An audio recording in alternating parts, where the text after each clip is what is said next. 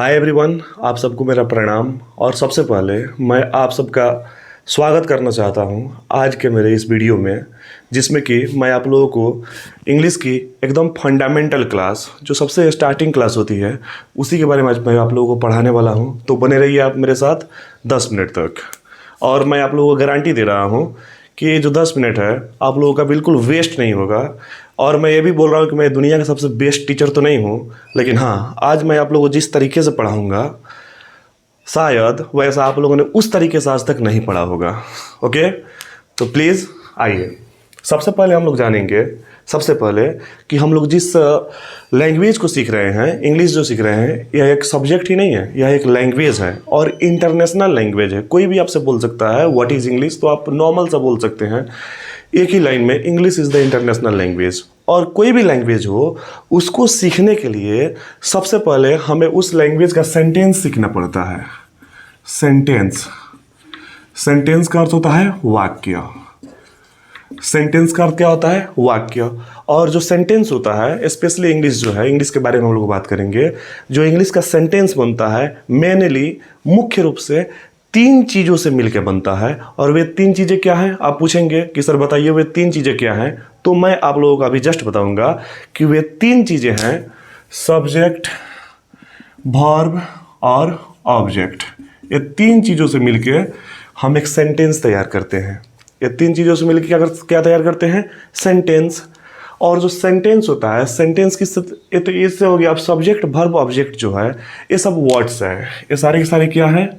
Words हैं। Words का अर्थ होता है शब्द, या शब्दों बोल सकते हैं। वर्ड्स का अर्थ क्या होता है? शब्द। और जो शब्द हैं, सबसे पहले मैं आप लोगों को एक क्लास बैक टू बैक क्यों ले जा रहा हूँ, इसके पीछे रीज़न है। मैं अभी आप सबको जस्ट बताने वाला हूँ कि ये जो वर्ड्स हैं, ये जो वर्ड्स होते हैं, ये अल्फ़ाबेट से मिलके बनते हैं। अल्फ़ाबेट से मिलके बनते हैं। अल्फ़ाबेट्स जो वर्ड्स होते हैं, अल्फ़ाबेट्स को हम लोग वर्णमाला कह सकते हैं। वर्णमाला। अल्फ़ाबेट्स को क्या बोलते हैं डियर स्टूडेंट्स? वर्णमाला। सबसे पहले हमने क्या बताया कि जैसे आप इंग्लिश सीखना है तो इसके लिए आप लोगों को सेंटेंस बनाना सीखना होगा। कोई भी सेंटेंस हो, जैसे हम हिंदी बोल रहे हैं, अभी मैंने बोला जैसे हम हिंदी बोल रहे हैं, जैसे हम हिंदी बोल रहे हैं, यह क्या है? एक सेंटेंस है, एक वाक्य है। और वाक्य किस चीज़ से बनता है हम हिंदी में समझेंगे तो कर्ता, कर्म और क्रिया से बनता है। जैसे सब्जेक्ट का अर्थ हो गया कर्ता। वर्ब, मैंने शॉर्ट फॉर्म यहाँ पे लिखा हुआ है। सब्जेक्ट का अर्थ क्या होता है? कर्ता। भी से वर्ब का अर्थ क्या होता है? क्रिया। और ओ बी से ऑब्जेक्ट का अर्थ होता है कर्म। जो इंग्लिश होता है, इंग्लिश में पहले सब्जेक्ट चलता है यानी कर्ता, उसके बाद वर्ब चलता है क्रिया, उसके बाद ऑब्जेक्ट चलता है, ऑब्जेक्ट का अर्थ होता है कर्म। और हिंदी में क्या चलता है? पहले सब्जेक्ट चलता है, उसके बाद ऑब्जेक्ट चलता है, लास्ट में वर्ब। जैसे राम आम खाता है, क्या बोलते हैं? राम आम खाता है।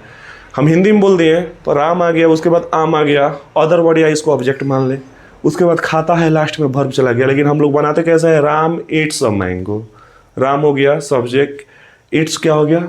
वर्ब, और अ मैंगो ये क्या हो गया? अदर वर्ड या ऑब्जेक्ट्स हो गया। अब मैंने इसके बाद बताया कि ये जो वाक्य जो होते हैं, ये सारे के सारे सब्जेक्ट, वर्ब, ऑब्जेक्ट्स जो होते हैं, ये वर्ड्स होते हैं।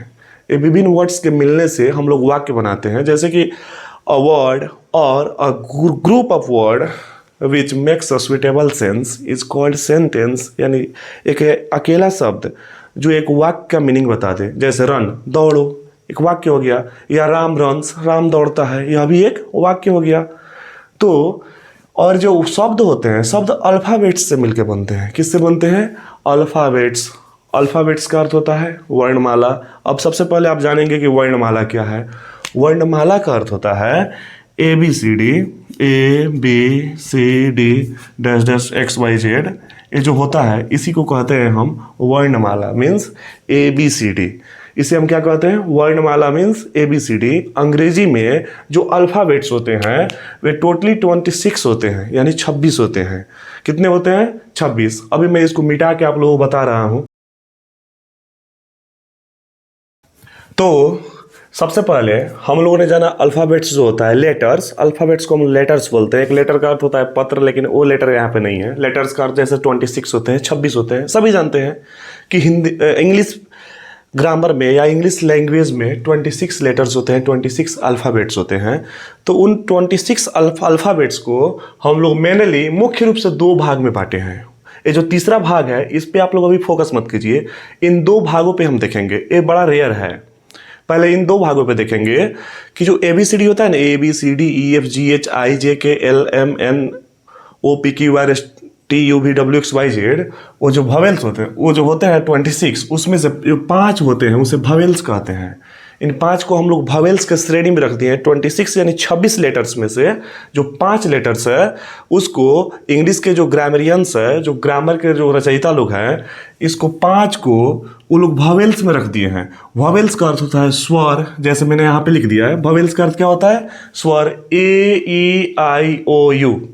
आप लोग बस इतना ही जान लीजिएगा कि AEIOU को हम लोग वॉवेल्स कहते हैं। एक बार और कोई भी बोल देगा आप लोगों से कि बताओ बच्चों वॉवेल्स किसे कहा जाता है या वॉवेल्स किसे कहा जाता है, तो आप लोग सीधे बताएंगे बिना डरे बिना हिचके, AEIOU, इसे हम वॉवेल्स कहते हैं। इसे हम क्या कहते हैं? वॉवेल्स, यानी हिंदी में स्वर। हिंदी में क्या कहते हैं? स्वर।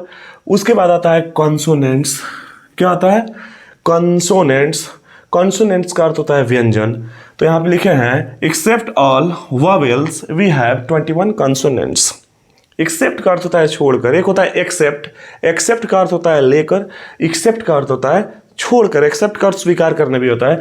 इस एक्सेप्ट EXCEPT, एक्सेप्ट का अर्थ होता है छोड़कर, यानी एक्सेप्ट ऑल वॉवेल्स, यानी जितने वॉवेल्स हैं उन 5 वॉवेल्स को छोड़ के, अब हम 5 वॉवेल्स को छोड़ देंगे तो 26 में से 5 अगर हम लोग निकालेंगे तो यहाँ पे 21 आ जाता है। तो 21 क्या होता है? कॉन्सोनेंट्स होता है। 26 में से 5 को हम वॉवेल्स निकाल दिए, यानी स्वर वर्ण निकाल दिए, तो एक पहला क्लास का बच्चा भी बता सकता है कि 21 बचेगा। तो 21 हो जाता है कॉन्सोनेंट्स यानी व्यंजन। जैसे AEIOU को निकाल दिए तो उसके बाद अब BCDEFGH ये सब इत्यादि जो होता है आप सब जानते हैं। उसके बाद लास्ट में आता है सेमी वॉवेल।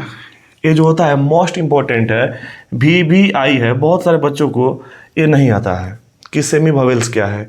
सेमी वॉवेल्स का अर्थ होता है अर्ध स्वर। ये W और Y आता है। सेमी वॉवेल्स में क्या आता है? W और Y।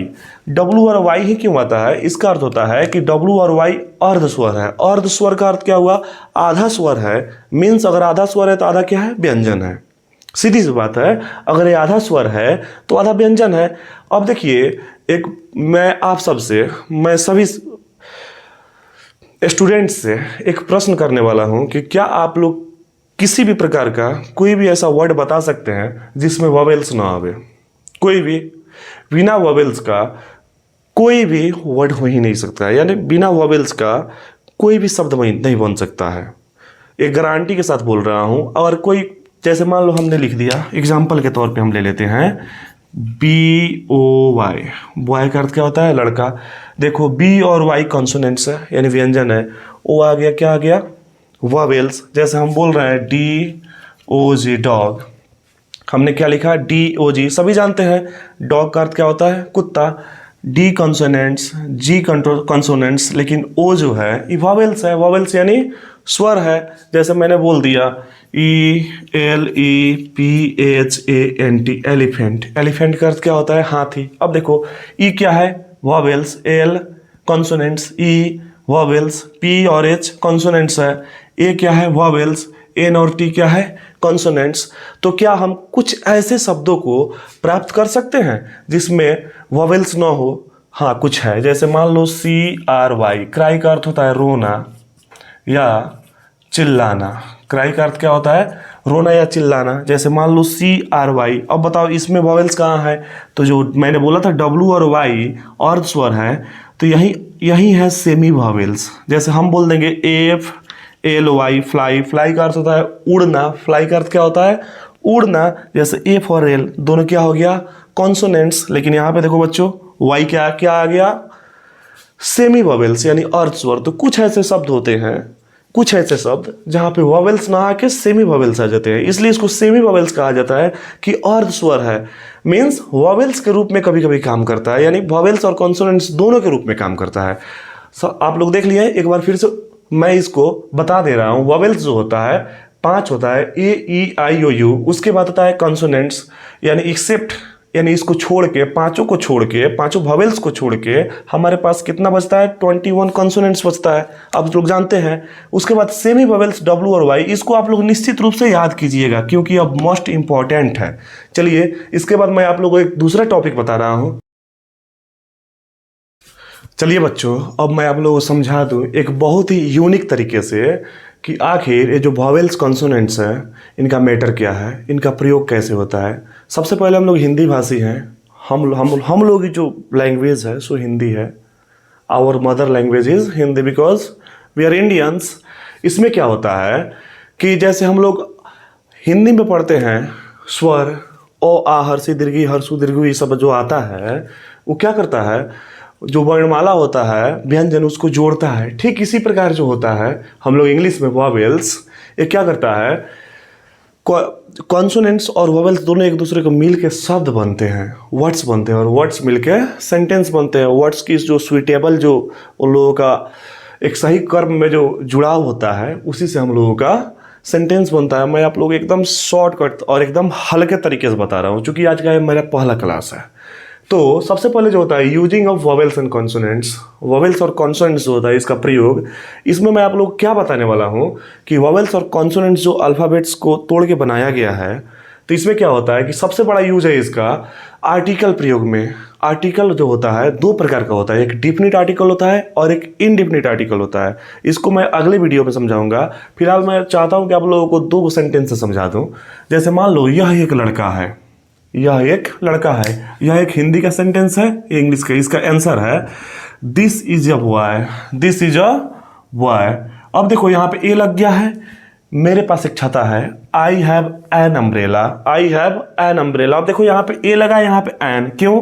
क्योंकि यहाँ जो स्टार्टिंग जो है सिंगुलर काउंटेबल नाउन जो है इसका आर्टिकल प्रयोग भी आप लोग एकदम विस्तृत तरीके से बताऊंगा, इतना यूनिक तरीके से कि मैं आप लोगों को गारंटी दे रहा हूं कि वो सारी के सारी टॉपिक्स आप लोगों को लिखने की भी आवश्यकता नहीं पड़ेगी, आप लोग टोटली बोर्ड पे ही याद कर लेंगे, ये मेरा प्रॉमिस है।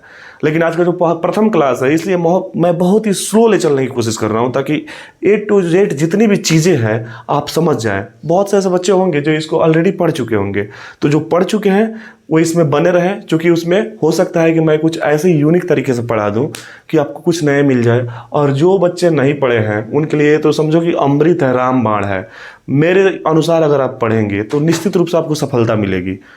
चलो जैसे मान लो यह एक छाता है, दिस इज अ बॉय, यहाँ पे कॉन्सोनेंट्स है और यहाँ पे वॉवेल्स है। तो देखो कॉन्सोनेंट्स है तो ए लग गया है, वॉवेल्स है तो एन लग गया है। दो तरीके से पढ़ते हैं, पहले बच्चे पढ़ते हैं लिखावट के आधार पे, उसके बाद पढ़ते हैं प्रोनाउंसिएशन के आधार पे, उच्चारण के आधार पे। तो लिखावट के आधार पे भी हम देख रहे हैं, यहाँ उच्चारण के आधार अम्ब्रेला ओ आ वाला आ रहा है तो एन लग गया, यहाँ बी वाला ब आ रहा है तो यहाँ पे ए लग गया। इसको मैं अगले क्लास में अच्छे से एक्सप्लेन कर दूंगा।